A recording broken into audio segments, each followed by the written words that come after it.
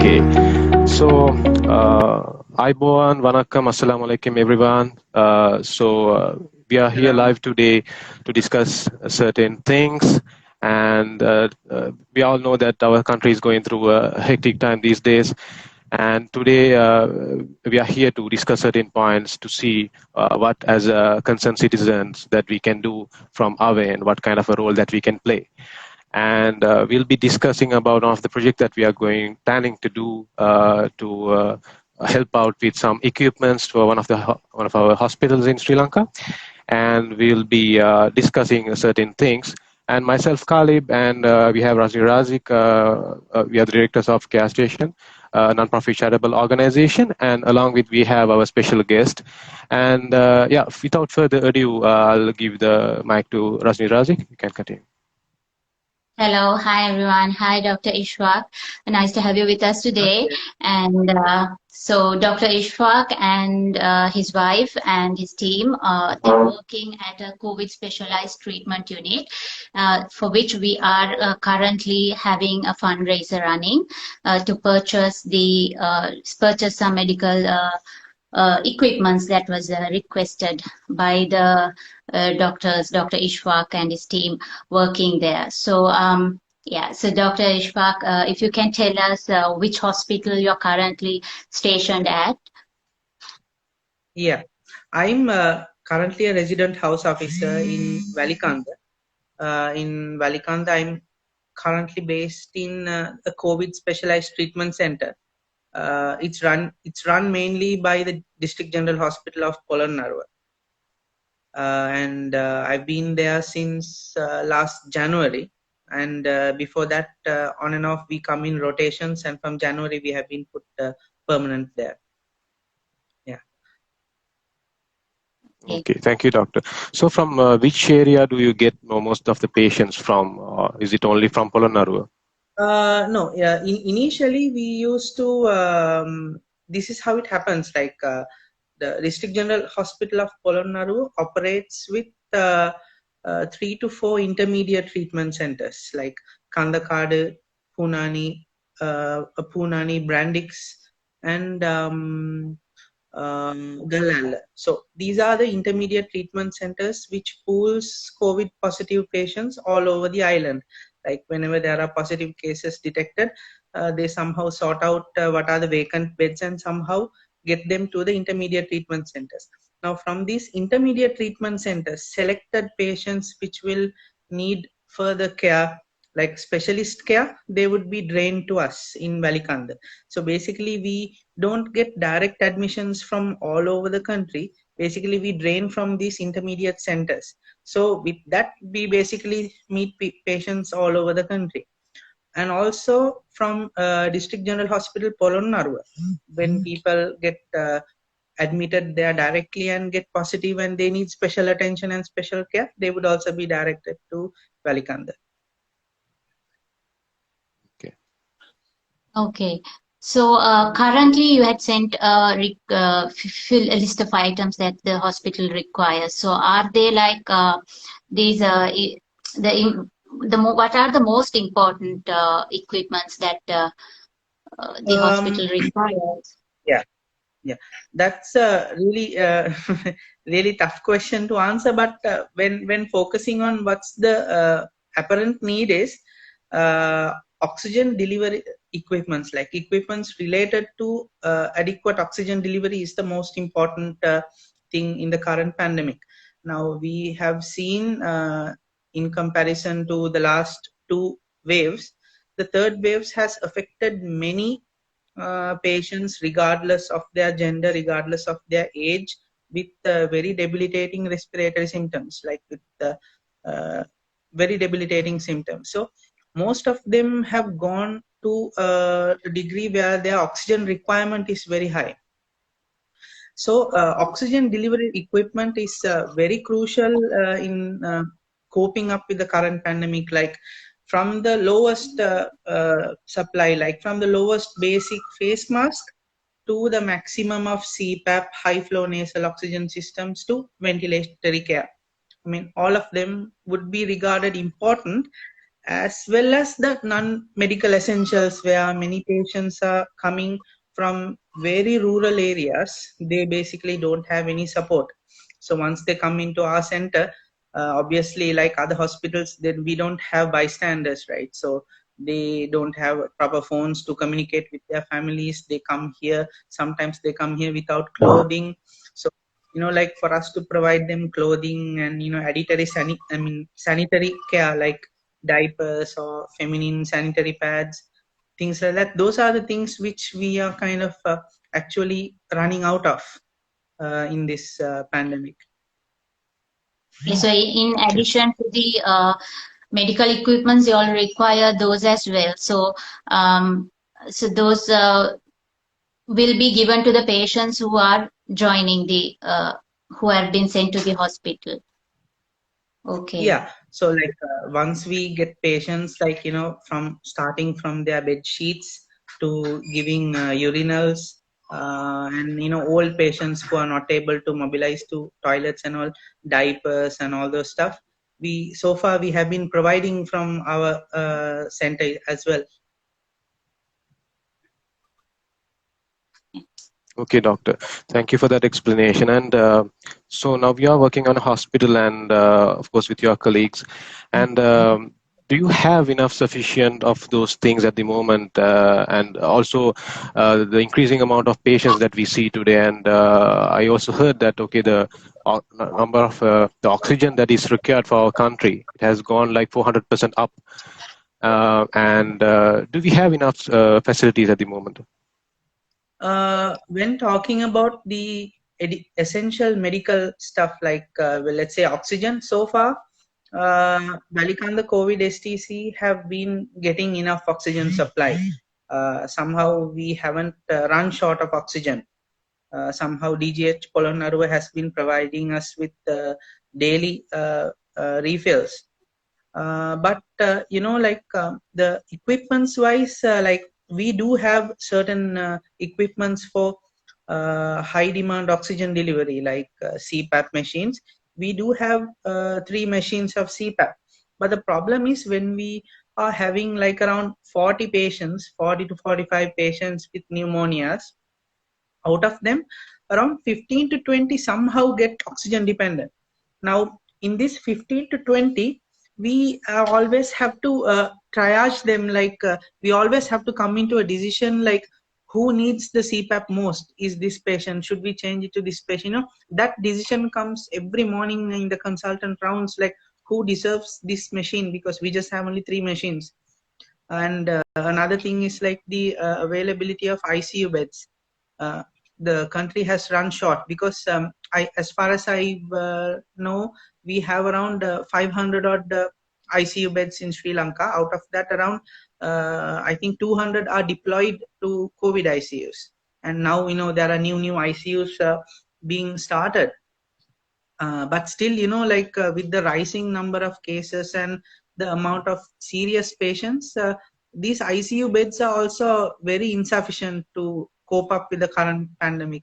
So that is why these CPAPs, high flow nasal oxygen, will matter a lot until we somehow find an ICU and transfer them for further ventilatory support. These are extremely life-saving. So these are the things which kind of lacks in our center. Okay, that's very heartbreaking to hear.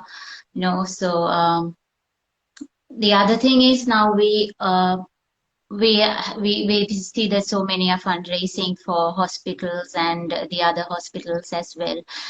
So many are civil society organizations and individuals contributing, and these equipments are very, very costly as well, right? Yeah. So apart from that, does your the treatments, specialized treatment, COVID treatment unit where you're working at, are there enough sufficient PPE equipment for personal protection equipment for the doctors and the hospital staff? As far as availability of PPEs, masks, face shields, goggles, so far the District General Hospital Polonnaruwa controlled areas like Valikanda STC, the other intermediate centers of Polonnaruwa, we all are having enough sufficient supply of PPE. So we've never run short of that until now. So we've been getting good supply of those from the DGH Polonnaruwa. Okay. Okay. Okay. Thank you, doctor. So, a person, an individual, or an organization, or it can be a club, or it can be a huge organization with a lot of funds. Let's say they have decided to donate something for the hospital. So one of the questions they would get in their mind is, okay, now we are donating so much of money and equipment, and after the COVID treatment, once the pandemic is over or the situation gets settled down, what happens to those equipment? How will they going to be used, and where are they going to end? Okay, that question, usually this is how it works. Now, once we get certain donations, like certain equipments, in our unit, usually it gets into the District General Hospital Polonnaruwa's inventory. So under their huge inventory, they have made a subsection for our COVID Specialized Treatment Center. So all these equipment will be currently in our inventory under the Valikandha COVID STC under DGH Polonnaruwa's general inventory. Now, let's say once these COVID issues settles and, they decided to close down all the COVID centers and, transition back to what it was before, all these equipment will in turn go back to DGH Polonnaruwa. And in DGH Polonnaruwa, they would utilize it. Example, let's say these CPAPs, most of them came from the ICUs. So all these will go back to ICUs and medical wards and their high dependency units. All these equipments will be, reutilized in DGH Polonnaruwa. That's what would happen in case of when COVID issues settles and stuff. Okay, so there won't be any excess of equipment, that will be just idling once the situation settles.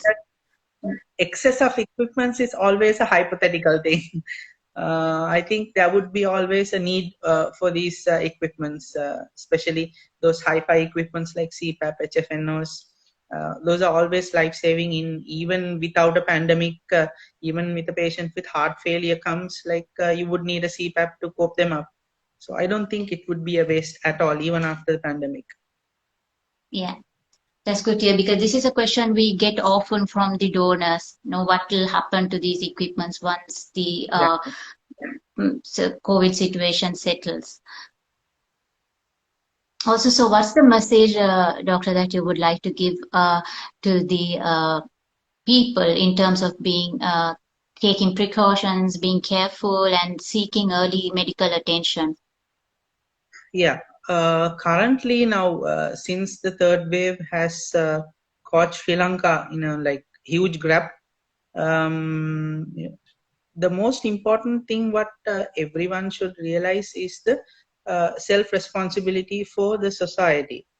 Now, I see that there are differences in attitudes towards your family and towards your society. I'm not saying everyone has that thing, but most of them I've seen, they have two different scenarios. One is towards the family. You would, example, let's say you are COVID positive. You've been detected COVID positive and you're thinking about contracting it to the family. But when you're concerned so much about that, at the same time, you use the public transport and you get home or get somewhere using the public transport without any physical distancing or isolation. So in that case, the concern you had to your family is lost when it comes to the society. Now that is one most important thing which allows the spread. So now the thing is, what I'm saying is that self-responsibility comes in case you're feeling, let's say you have symptoms of these coryzal symptoms like cough, cold, things like that. You should have a sense what if I am infected? What if I go there, I get exposed, I put some more patients on risk, right? I'm physically healthy, so the risk of me getting into serious conditions are pretty low. But there may be other people in the society, old, pregnant, immune compromised people.